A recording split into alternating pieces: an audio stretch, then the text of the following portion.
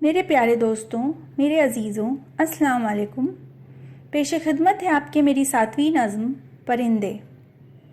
پرندے اس کا ٹائٹل یعنی عنوان ہے، اور اس کا موضوع یعنی اس کا سبجیکٹ ہے ہارڈ ورک، مشقت۔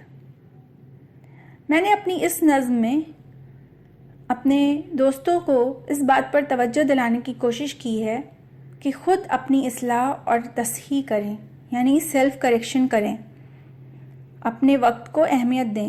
یہ وقت دوبارہ نہیں آئے گا، اسے کسی اچھے کام میں لگائیں۔ بار بار اگر ہم فیل ہوتے ہیں، بار بار اگر ہمیں فیلئر ملتی ہے تو ہمیں اس سے مایوس نہیں ہونا چاہیے، بلکہ یہ سوچنا چاہیے کہ شاید ہم اپنے سکسیس کی طرف اور زیادہ قریب بڑھ رہے ہیں۔ پازیٹیوٹی کے ساتھ اپنی کوشش، اپنی محنت، اپنی لگن اور ایمانداری سے اپنے کام کو کرتے رہنا چاہیے۔ تو آئیے شروع کرتے ہیں۔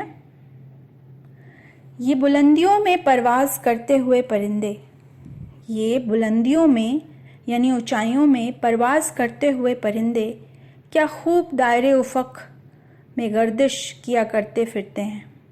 کیا خوب دائرے افق یعنی ہاریزون، جہاں پر ہمیں لگے کہ آسمان اور زمین ایک ہو رہا ہے، ایک پتلی سی لائن بن رہی ہے، اسے دائرے افق کہتے ہیں۔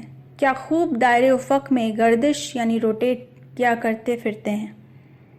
ہمیں سیکھنا چاہیے ان سے کہ آپس میں کیسے اتحاد یعنی یونٹی رکھتے ہیں۔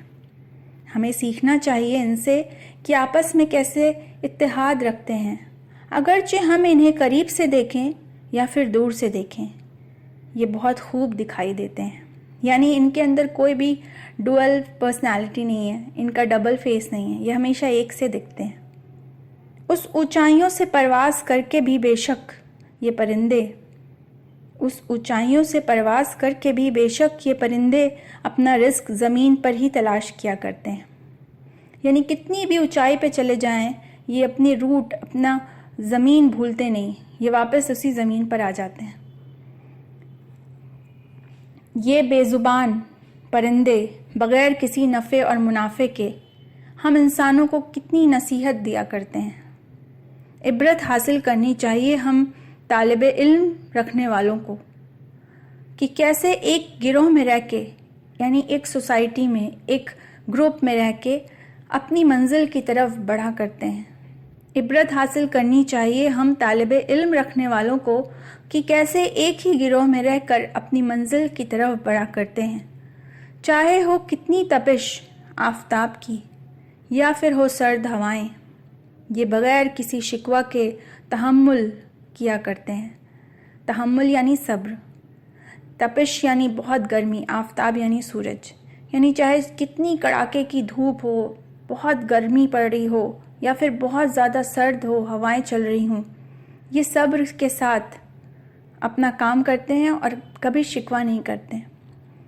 یہی ہے خاصیت ان کے کہ بدلتے موسم کی تمام اذیت سے مسکرا کر لڑا کرتے ہیں۔